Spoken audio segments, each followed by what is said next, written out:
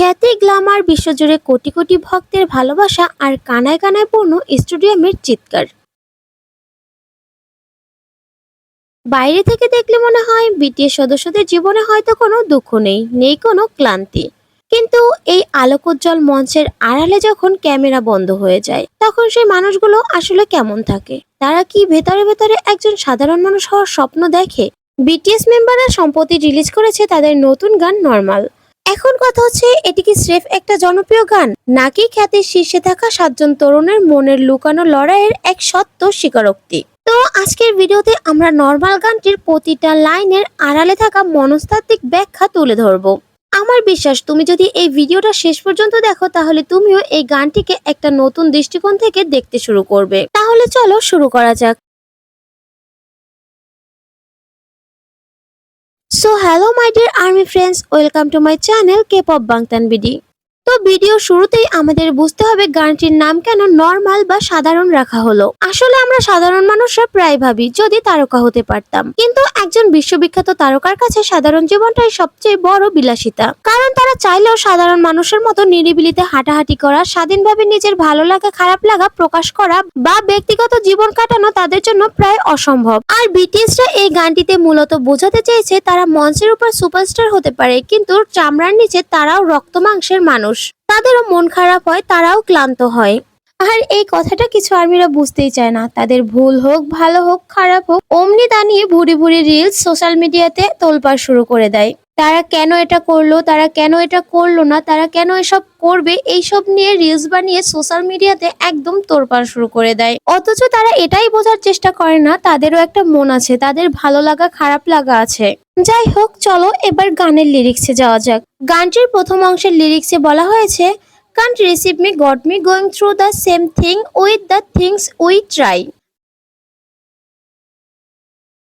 যার বাংলা অর্থ, আমাকে গ্রহণ করতে পারছো না, যা আমরা চেষ্টা করি তাতেই বরাবর একই পরিস্থিতির মধ্যে দিয়ে যেতে হচ্ছে। এখানে তারা বোঝাচ্ছে প্রতিটা অ্যালবামে নতুন কিছু দেওয়ার জন্য বা নিজেদের সেরা প্রমাণ করার জন্য তাদের যে প্রতিনিয়ত সংগ্রাম করতে হয়, তা যে কতটা পুনরাবৃত্তিমূলক ও মানসিক চাপের তাদের জন্য তারাই জানে। এরপরে দ্বিতীয় অংশ বলেছে, show me love, make me want to prove, yeah we call this no runaway",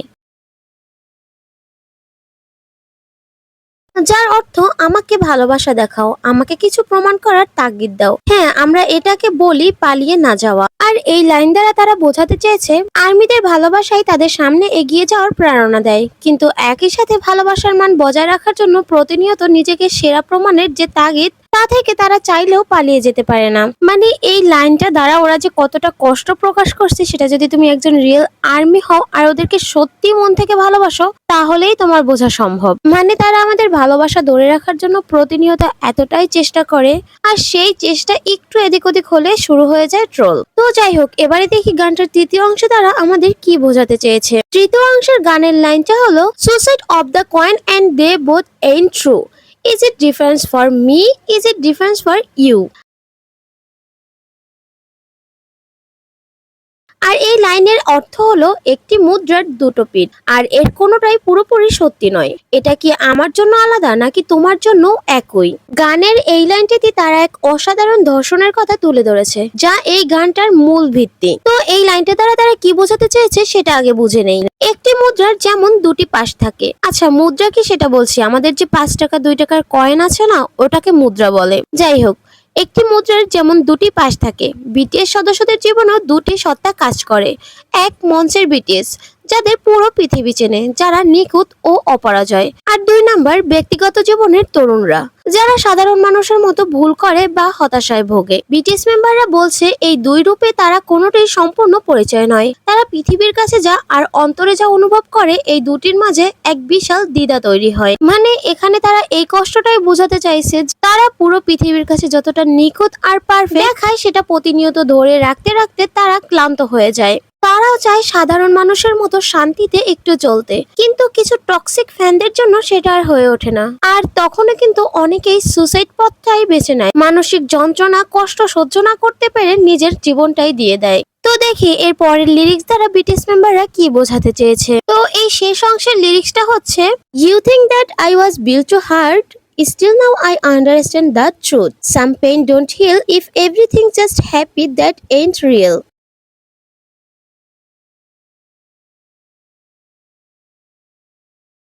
যার অর্থ তুমি ভাবো আমি আঘাত সহ্য করতেই তৈরি হয়েছি, তবুও এখন আমি সত্যটা বুঝি, কিছু ব্যথা কখনোই সারে না। যদি সবকিছু কেবল আনন্দের হয় তবে তা বাস্তব নয়।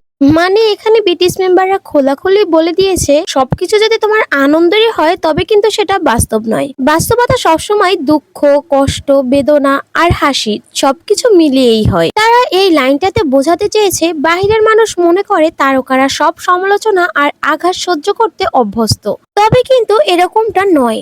তারাও কষ্ট পায়, তাদের মনেও আঘাত লাগে।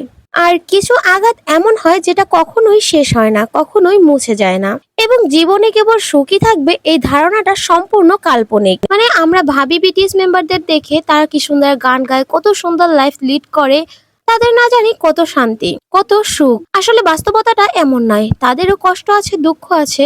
এই কথাটাই এই লাইনে বোঝাতে চেয়েছে। লাইন বললে ভুল হবে, পুরো গানটাতেই তারা এটাই বোঝাতে চেয়েছে। তো এর পরের লাইন হচ্ছে said you want it all of me but what is even me, যার অর্থ বলেছিলে তুমি আমার পুরোটা চাও, কিন্তু আসলে আমিটা ঠিক কে। তো এই লাইন দ্বারা বিটিএস মেম্বাররা বোঝাতে চেয়েছে ভক্ত ও মিডিয়ার ভাসমান প্রত্যাশা পূরণ করতে গিয়ে তারা নিজেদের সত্তা হারিয়ে ফেলার ভয় পাচ্ছে। যখন সবাই তাদের প্রতিটা মুহূর্ত দেখতে চায় তখন তারা নিজেদের জিজ্ঞেস করে সব প্রত্যাশা নিচে আসলে আমিটা বলতে কি অবশিষ্ট কিছু আছে।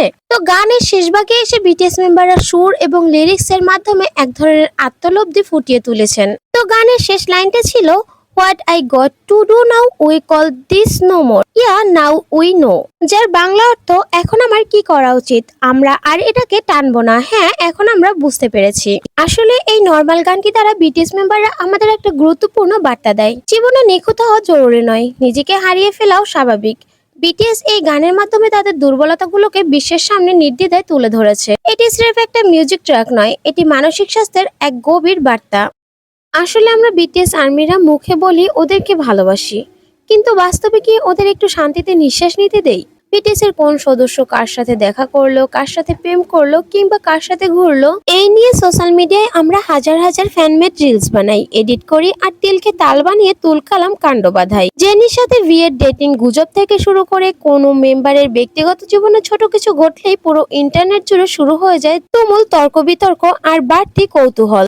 বিটিএস মেম্বারদের ভালো হোক কিংবা খারাপ, আমরা প্রতিটা ছোটখাটো বিষয় নিয়ে ওদেরকে বিচার করি, কিন্তু আমরা ভুলে যাই দিন শেষে ওরাও তো রক্ত মাংসের মানুষ। ওরাও প্রেমে পড়তে পারে, ওদেরও কারোর সাথে সম্পর্ক তৈরি হতে পারে, কিংবা কাউকে ভালো লাগতে পারে। ওদেরও অধিকার আছে সাধারণ একটা দিন পার করার, সাধারণ একটা লাইফ লিড করার। আজ বিটিএস মেম্বাররা বিশ্বজয়ী গ্লোবাল আইকন হয়েও তারা স্রেফ একটু নিজস্বতা আর নর্মাল জীবন চাইছে। তাই একজন সত্যিকারের ভক্ত হিসেবে আমাদের উচিত ওদের ব্যক্তিগত জীবনে নাক না গলিয়ে মানুষ হিসেবে ওদের নিজস্ব সিদ্ধান্ত আর স্বাধীনতাকে সম্মান জানানো।